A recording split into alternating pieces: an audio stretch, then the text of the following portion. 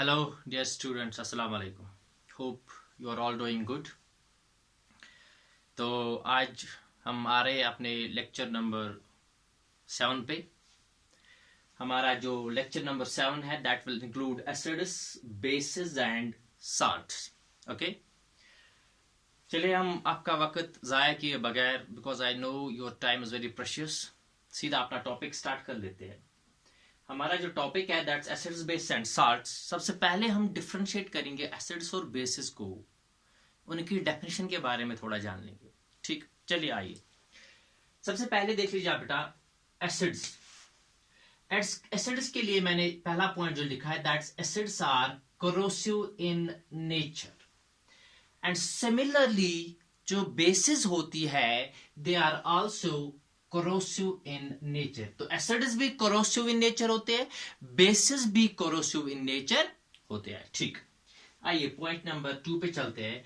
Acids are good conductors of electricity. यानी अगर हम किसी एसिड के थ्रू इलेक्ट्रिसिटी पास करना चाहेंगे तो बिल्कुल हो जाएगी, because they are good conductors of electricity.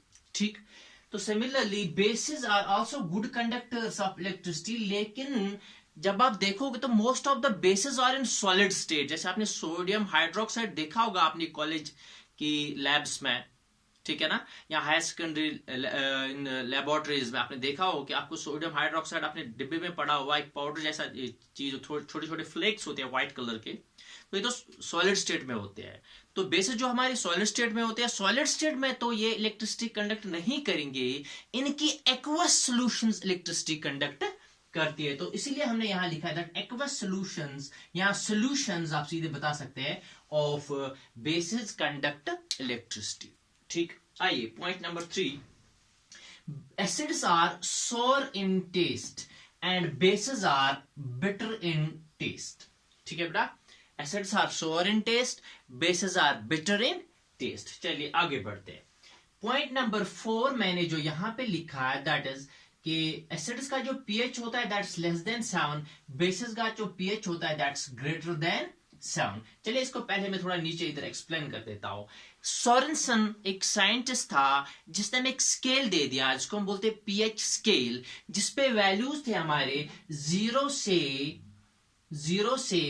14 तक. यानी 0, 1, 2, 3, 4, 5, 6, 7, सिमिलरली चलते चलते 14 तक. तो सोरेनसन ने जो पीएच स्केल दिया उसमें वैल्यू 0 से स्टार्ट करते हैं, 14 पे एंड कर जाते हैं. ठीक, आइए तो वो स्केल मैंने बनाया हुआ है इधर. ठीक, देखिए बेटा, अगर किसी पीएच को तो हम आगे थोड़ा डेप्थ में पढ़ने जा रहे हैं, फिलहाल आप यहां पे देख लीजिए.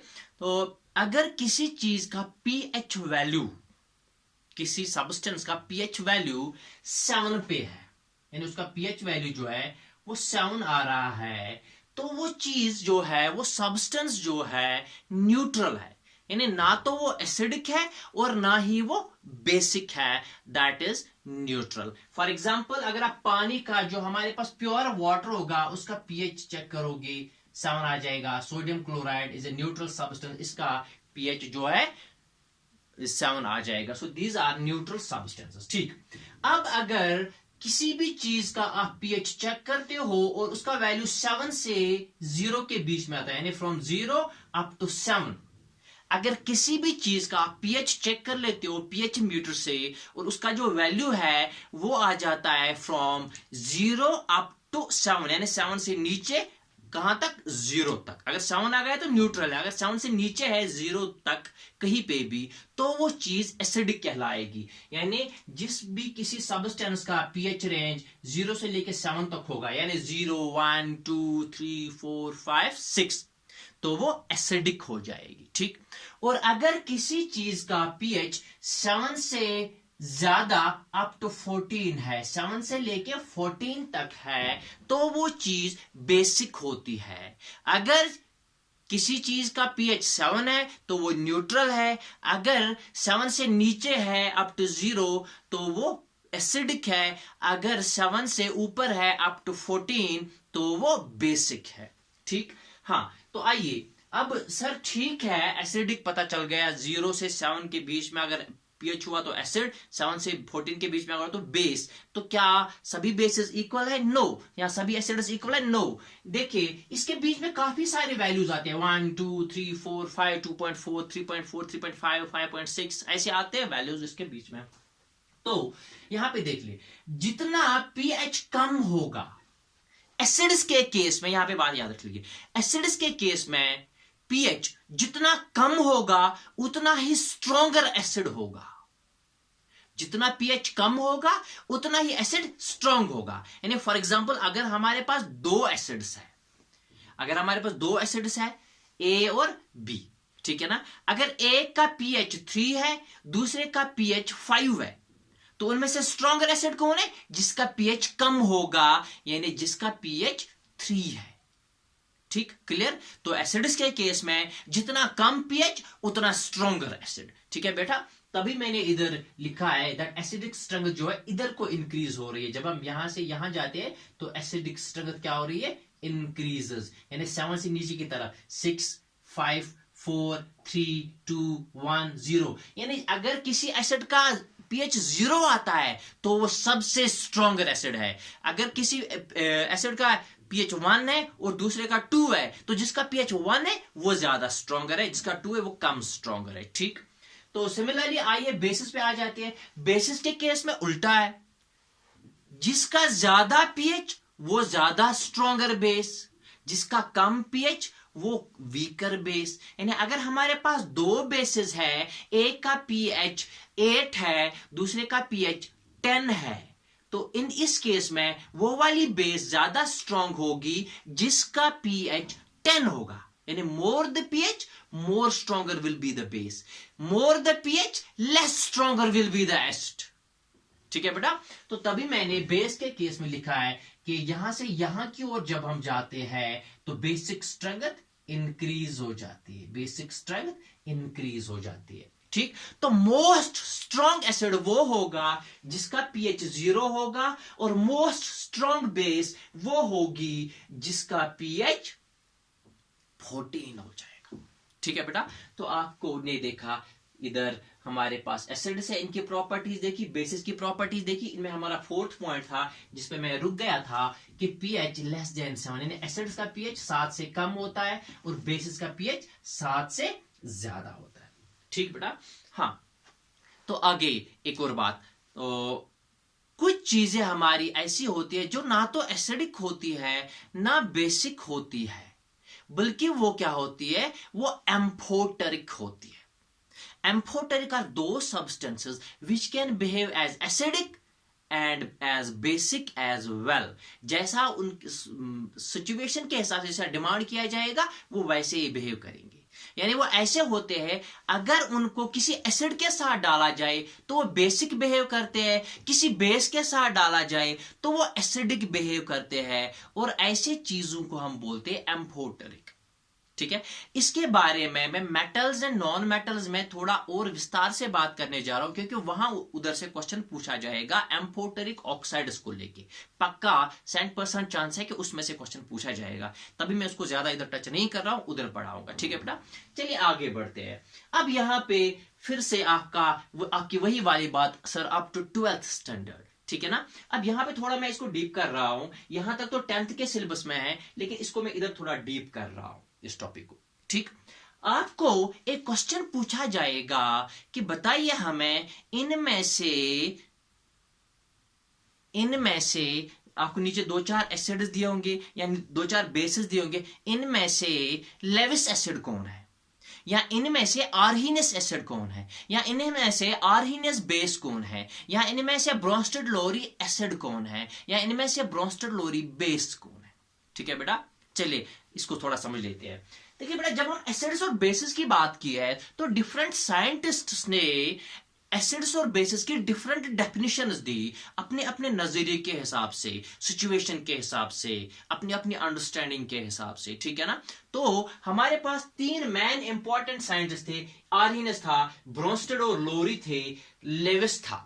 इनकी तीन डेफिनेशन बहुत इंपॉर्टेंट है for from the point of view of your examination, ठीक है। तो तीनों को समझिए।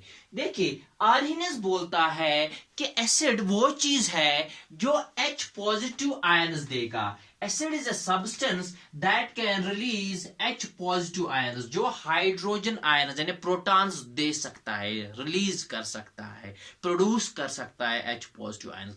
जैसे हमारा HCl है फॉर एग्जांपल, ये HCl H पॉजिटिव और Cl नेगेटिव बनाता है। जब ये H पॉजिटिव बनाता है तो जाहिर सी बात है इसने प्रोटॉन रिलीज कर लिया। So this is an Arrhenius acid. Arrhenius के हिसाब से ये एसिड है। अच्छा, बेस के बारे में क्या बोल रहे हैं आर्हीनियस भाई साहब? बता रहे हैं वो चीज जो रिलीज करे OH नेगेटिव आयंस। बेस वो सब्सटेंस है which can produce OH negative ions, जिनको हम हाइड्रोक्साइड आयंस भी बोलते हैं। तो वो बेस हो गई, यानी एसिड वो चीज हो गई आर्हीनियस के हिसाब से जो H पॉजिटिव आयंस यानी प्रोटॉन्स प्रोड्यूस कर सकता है। बेस वो चीज हो गई जो हाइड्रोक्साइड आयंस यानी OH नेगेटिव आयंस प्रोड्यूस कर सकता है। तो that's called an acid and A base, ठीक है। तो आर्हीनियस बाई साहब के हिसाब से आपने देख लिया, एसिड वो चीज हो गई जो H पॉजिटिव आयन देगी, बेस वो चीज हो गई जो OH नेगेटिव आयंस देगी, ठीक है ना। तो बेस मैंने इधर एग्जांपल लिख रखी है NaOH। जब हम इसको पानी में डिसॉल्व करते हैं तो ये बनाता है Na पॉजिटिव और OH नेगेटिव। तो हो गया ना बेस, इसने OH नेगेटिव दे दिया। हाँ बिल्कुल दे दिया सर, ठीक है। आगे बढ़ते, ये हो गई है आर्हीनियस की definition of acids and bases. आगे बढ़ते हैं, ब्रोंस्टेड लोरी जो थे, ये दो साइंटिस्ट, इन्होंने क्या definition the acids and bases की? इन्होंने बताया that acids release H positive ions. बिल्कुल जैसा आर्हीनियस ने एसिड्स के बारे में बताया था कि एसिड्स वो सब्सटेंसेस होते हैं जो H पॉजिटिव आयंस प्रोड्यूस कर सकते हैं, जो H पॉजिटिव आयंस रिलीज कर सकते हैं, वही इन्होंने भी बताया, ब्रोंस्टेड और लोरी ने। लेकिन बेस के चक्कर में इन्होंने थोड़ा इस चीज को घुमा लिया। बेस के चक्कर में इन्होंने बताया कि बेस वो चीज होती है जो H पॉजिटिव आयंस को एक्सेप्ट करे, यानी एसिड वो चीज है जो H पॉजिटिव आयंस दे दे, बेस वो चीज है जो H पॉजिटिव आयंस को एक्सेप्ट करे, ठीक है बेटा। तो ये आपके ब्रोंस्टेड लोरी की डेफिनेशन हो गई कि एसिड H पॉजिटिव आयंस दे देता है, base H positive ions accept करता है। लेकिन आर्हीनियस के हिसाब से बेस क्या थी? एसिड तो वही था जो इसकी डेफिनेशन, लेकिन बेस वो थी जो OH नेगेटिव आयंस देती थी, ठीक। चलिए हम ब्रोंस्टेड लोरी पे आ रहे हैं। तो एसिड वो चीज है जो H पॉजिटिव आयंस दे देती है। तो HCl भी हो गई, ब्रोंस्टेड एसिड हो गया, ये HNO3 ये ब्रोंस्टेड एसिड भी हो गया, और ये आर्हीनियस एसिड भी हो गया क्योंकि H पॉजिटिव दे देता है, HNO3 तो बनाएगा H पॉजिटिव और NO3 नेगेटिव। अच्छा, बेस वो चीज बताई ब्रोंस्टेड लोरी ने जो H पॉजिटिव आयंस एक्सेप्ट करे, ठीक है बेटा। अगर हम आपके NaOH को देखें तो ये H पॉजिटिव आयन तो डायरेक्टली एक्सेप्ट नहीं करेगा, ठीक। तो ये जो NaOH है ये तो ब्रोंस्टेड लोरी बेस नहीं होगी। हाँ, ये आर्हीनियस बेस जरूर है, यानी आर्हीनियस के हिसाब से बेस है, लेकिन ब्रोंस्टेड लोरी के हिसाब से बेस नहीं है। तो मैंने इधर एग्जांपल ले रखी है ब्रोंस्टेड लोरी बेस की, दैट्स NH3। NH3 में एक लोन पेयर ऑफ इलेक्ट्रॉन होता है, और अगर हम इसको H पॉजिटिव दे दे यहां से तो ये उसको बिल्कुल रेडिली एक्सेप्ट करता है और ऐसा बनाता है NH4 पॉजिटिव, यानी इसने एक H पॉजिटिव को एक्सेप्ट कर लिया और ये क्या बन गया? ये बन गया ब्रोंस्टेड लोरी बेस, ठीक है बेटा। तो आप बिल्कुल समझ गए होंगे कि आर्हीनियस के हिसाब से एसिड वो है जो H पॉजिटिव ले लेगा, H पॉजिटिव आयंस देगा, और बेस वो है जो OH नेगेटिव आयंस देगी। ब्रोंस्टेड लोरी के हिसाब से एसिड वो चीज है जो H पॉजिटिव आयंस देगा, ठीक है ना, बिल्कुल जैसे आर्हीनियस ने बताया था। लेकिन बेस वो चीज है जो H पॉजिटिव आयंस एक्सेप्ट करेगी। तो हमारा सोडियम हाइड्रोक्साइड तो ऐसे H पॉजिटिव आयन एक्सेप्ट नहीं करेगा, ठीक है, लेकिन NH3 जो है ये एक्सेप्ट कर सकता है बिकॉज इसके पास लोन पेयर ऑफ इलेक्ट्रॉन्स है और H positive is electron deficient, तो ये H पॉजिटिव को एक्सेप्ट करेगा, तो ये कहलाएगी ब्रोंस्टेड लोरी बेस, ठीक है बेटा। चलिए आगे बढ़ते हैं।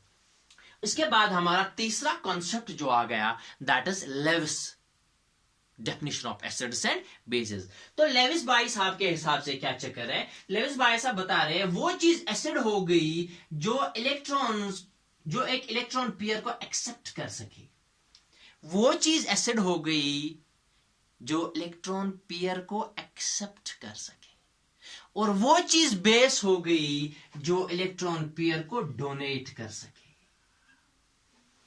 वो चीज लेविस के हिसाब से वो चीज एसिड है जो इलेक्ट्रॉन पेयर को एक्सेप्ट करे, और वो चीज बेस है जो इलेक्ट्रॉन पेयर को डोनेट करे।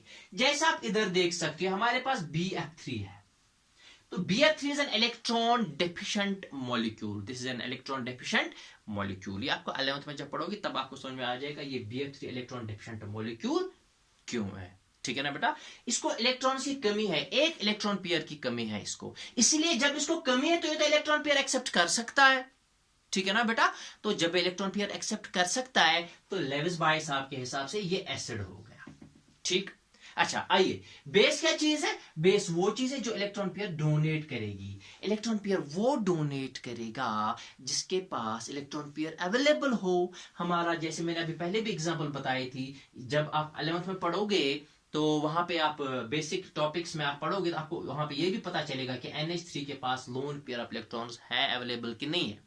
ठीक है ना, जब आप हाइब्रिडाइजेशन पढ़ोगे, केमिकल बॉन्डिंग पढ़ोगे, वहां पे आप देख लोगे कि NH3 के पास lone pair of electrons available होता है। तो हमारा जो ये NH3 है, इसके पास lone pair of electrons available है। जब अवेलेबल है तो ये डोनेट कर सकता है। जब ये डोनेट कर सकता है तो ये लेविस के हिसाब से बेस हो गई, बिकॉज लेविस के हिसाब से वो चीज एसिड है जो इलेक्ट्रॉन पेयर को एक्सेप्ट करेगा, वो चीज बेस है जो इलेक्ट्रॉन पेयर को डोनेट करेगा। ठीक है बेटा, तो हमारा जो BF3 है इलेक्ट्रॉन डिफिशिएंट है, ये इलेक्ट्रॉन पेयर को एक्सेप्ट करेगा। NH3 जो है इलेक्ट्रॉन रिच है, इसके पास एक इलेक्ट्रॉन पेयर है तो ये इलेक्ट्रॉन पेयर को डोनेट कर लेगा। जैसे देखो ना, ये ऐसे इन्हीं दोनों को मिला आपस में, ये BF3 है, इलेक्ट्रॉन डिफिशिएंट है। ठीक है, ये NH3 है, इलेक्ट्रॉन पेयर है इसके पास, तो ये इसको देगा, ये आपस में बॉन्ड बना लेंगे NH3 BF3। ठीक है ना, तो इसको कोऑर्डिनेट बॉन्ड बोल देते हैं हम वैसे। ठीक है बेटा, तो खैर वो आप आगे पढ़ोगे तो इसने दिया, इसने लिया, जिसने इलेक्ट्रॉन पेयर लिया वो हो गया लेविस एसिड, जिसने इलेक्ट्रॉन पेयर दिया वो हो गई लेविस बेस। ठीक है बेटा, चलिए आगे बढ़ते हैं हम यहां से। तो जल्दी जल्दी मैं रिपीट कर लेता हूं इसको। आर्यनेस ने बताया वो चीज एसिड हो गया। थोड़ा ध्यान दीजिएगा प्लीज, इधर थोड़ा, इधर मेरी तरफ यस।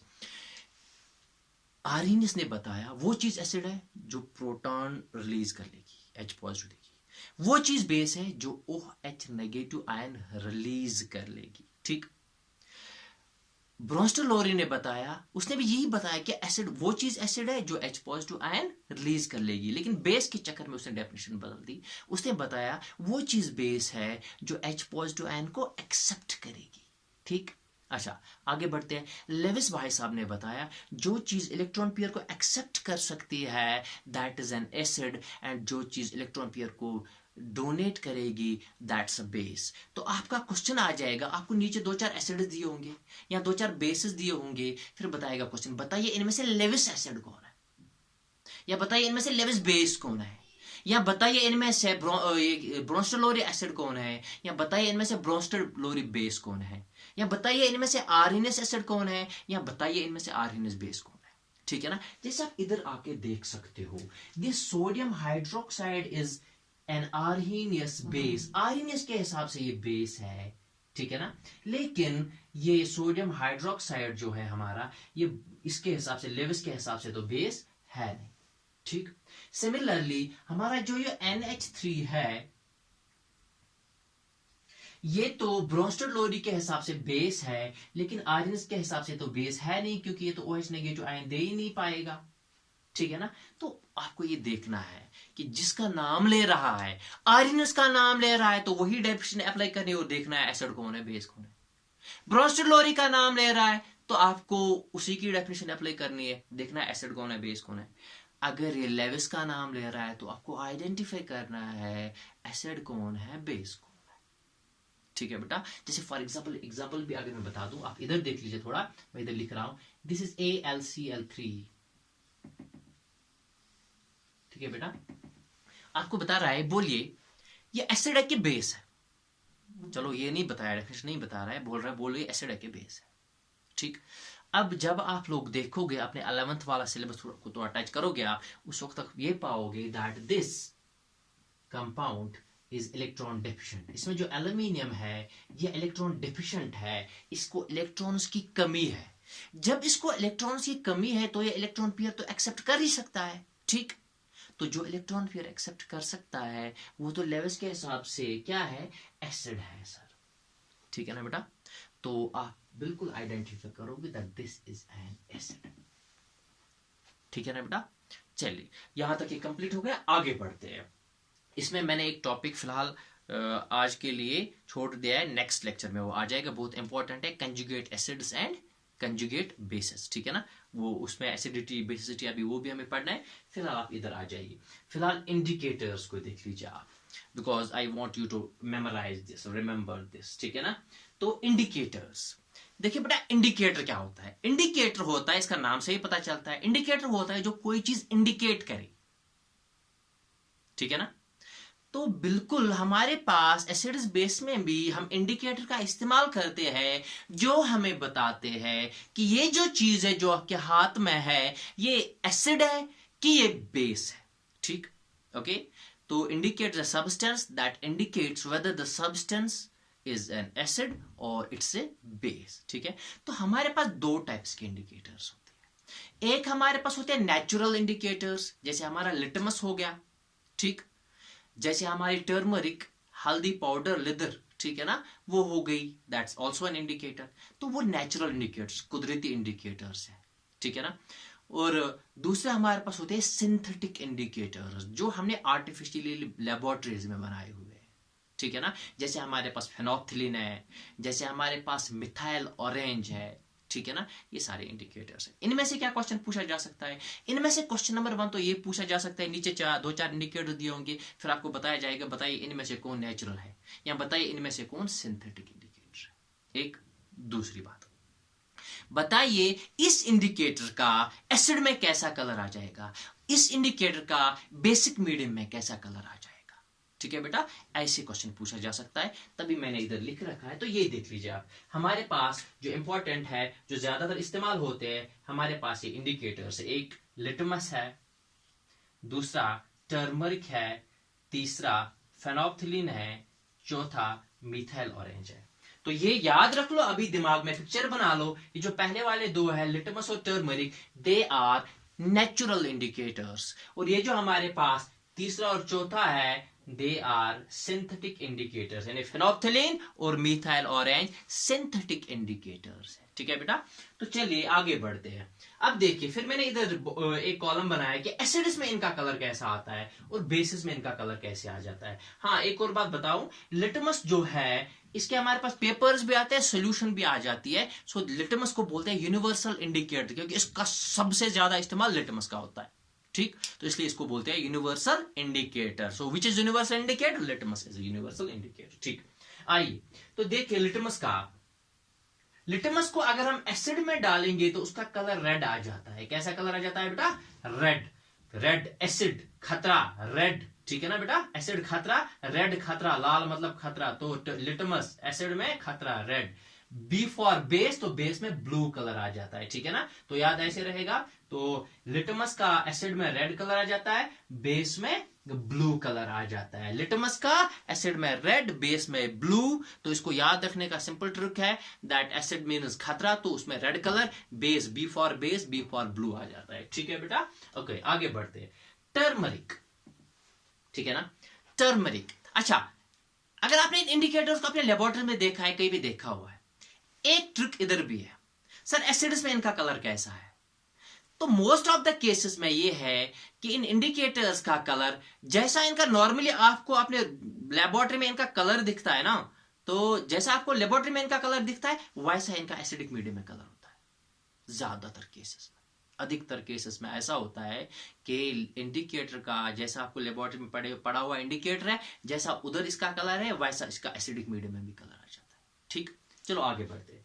तो लिटमस का एसिड में रेड कलर, बेस में ब्लू कलर।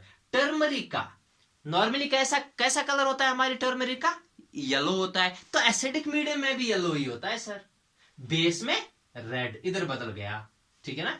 बेस में रेड कलर आ जाता है। ठीक, अब हमारे सिंथेटिक इंडिकेटर्स फेनोल्फ्थालीन, नॉर्मली जब लैब में देखोगे तो आप इसको कलरलेस पाओगे। ये वाटर कलर जैसा होता है, बिल्कुल ट्रांसपेरेंट कलरलेस होता है, आपको पानी दिखेगा, पानी है। ठीक, पी मत लेना कभी। हाँ, फेनोल्फ्थालीन क्योंकि एसिडिक इंडिकेटर है। ठीक, तो फेनोल्फ्थालीन जो है इसका नॉर्मल जो एसिड में कलर होता है कलरलेस हो जाता है, और अगर बेस में देखो तो पिंक कलर आ जाता है। कैसा कलर आ जाता है? पिंक कलर आ जाता है। ये और मिथाइल ऑरेंज ज्यादातर मतलब मोस्ट ऑफ द एग्जाम में ये दो पूछे जाते हैं, इनका कलर कैसा होगा, एसिड में कैसा होगा, बेस में कैसा होगा। तो फेनोल्फ्थालीन का हमारा जो एसिड में कलर आ जाता है, एसिडिक मीडियम में कलरलेस, बेसिक मीडियम में पिंक। और जो मिथाइल ऑरेंज है इसका एसिडिक मीडियम में रेड कलर आ जाता है। ठीक, और बेस में येलो कलर आ जाता है। ठीक बेटा, तो आपको ये याद रखना पड़ेगा कौन सा इंडिकेटर नेचुरल है, कौन सा सिंथेटिक है, किस इंडिकेटर का एसिडिक मीडियम में क्या कलर आ जाता है, वहां से क्वेश्चन पूछा जा सकता है। ठीक है ना बेटा। चलिए नेक्स्ट लेक्चर के लिए keep waiting for the lecture, that's also very important. उसमें हम पढ़ेंगे एसिडिटी बेसिसिटी क्या होती है, कंजुगेट एसिड्स कंजुगेट बेसिस क्या होते हैं, chemical properties of this acids and bases हम पढ़ने जा रहे हैं उसमें। ठीक है ना।